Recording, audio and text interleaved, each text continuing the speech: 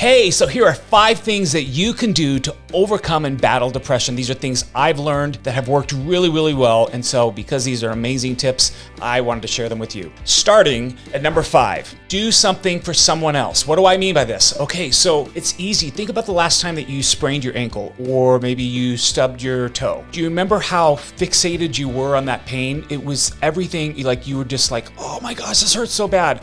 Well, it's not that different with emotional pain that comes along with depression. It's easy to fixate on ourselves, and instead what I want you to do is go find somebody that you can do something for. Get your mind off of you and think about doing something for someone, like maybe writing an email that's an encouraging email to lift somebody up, or paying for somebody's gas or their meal, or if you can mow someone's lawn. Do something for someone else to get the focus off of yourself. Number 4, this is so hard, I admit it, okay, but this is so helpful.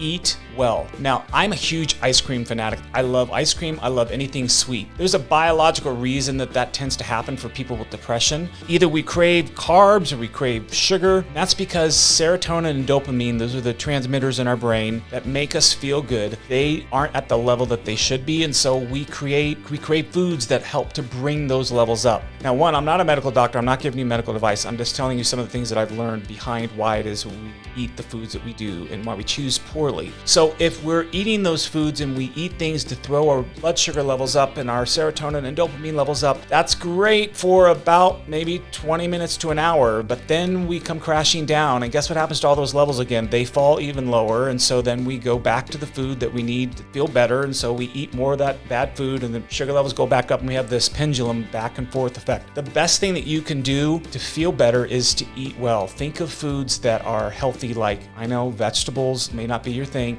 Eat lots of vegetables. Eat simple sugars like that are found in fresh fruit. Stay away from complex carbohydrates that you find in a lot of refined foods, but you find in ice cream. And you want to eat food that's in good proportion. Don't eat a huge plate of spaghetti, because guess what all of those carbs that you find in the pasta do? They get converted to sugar, and that sugar, guess what? It does the same type of effect to our bodies. So overloading ourselves on carbs and sweets is the opposite of what you want to do, even though that's what you're going to crave, and that's something I crave as well. But the more that I eat well, the better that I feel, and I think you will too. Number 3, be known. What I mean by that is find somebody that you can let your guard down with, someone that is safe, that you can share what is going on in your life. Let them see the good, let them see the bad, and let you see that they will love you right through it. It's so important that we experience intimacy and connection with other people that love us just for who we are, not for what we do or what we don't do, and that just be loved unconditionally.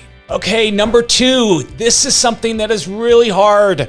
I'm not gonna lie, I'm not gonna beat around the bush. It's exercise. You've got to do this in order to help your mental health. Now, the problem, as you know and I know, is that oftentimes we don't want to do exercise. It's the last thing that we want to do. This is where you're gonna need to be the boss of your emotions rather than letting your emotions be the boss of you. You're gonna have to take that initiative, even if you can't because of your weight. Maybe you can't even get out of bed. That's okay. Start lifting your arms. You want to do something to get that heart rate up. Maybe you can get out of bed and you can just go on a walk, but that will get your heart rate really going. Just walking, do that. Or maybe you need to push yourself more and do a jog or a run. Whatever the case is, you want to get your heart rate up. Try to get it up for a good 10 minutes. You don't have to be like completely out of breath, but you want to be like, you want to be huffing and puffing. The other thing that you can do is strength training. When you strength train and you break down those muscles, there are good feeling hormones like dopamine and serotonin that come around that are like, hey, I feel good. So that's something that you want to do as well. Now, before we move on to what I think is the most important thing you can do to fight your depression, I want to ask you to please hit the red subscribe button.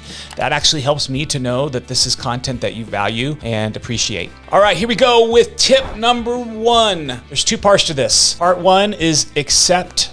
Part 2 is surrender. Accept and surrender. Here we go. By accept, what I mean is accept that you're gonna have days that you don't feel happy. It's normal for someone that doesn't struggle with depression to have 2 or 3 days a month where they just feel blue. You're gonna have days like that. That doesn't mean you're losing the battle. It just means you're having a down day. That's okay. Again, this is a great place where you get to tell yourself and lead your emotions rather than your emotions leading you. You make the choice to get up even though you don't feel like it. You make the choice to take a shower and to get some exercise even though you don't feel like it. You make the choice to eat well even though you want to eat poorly.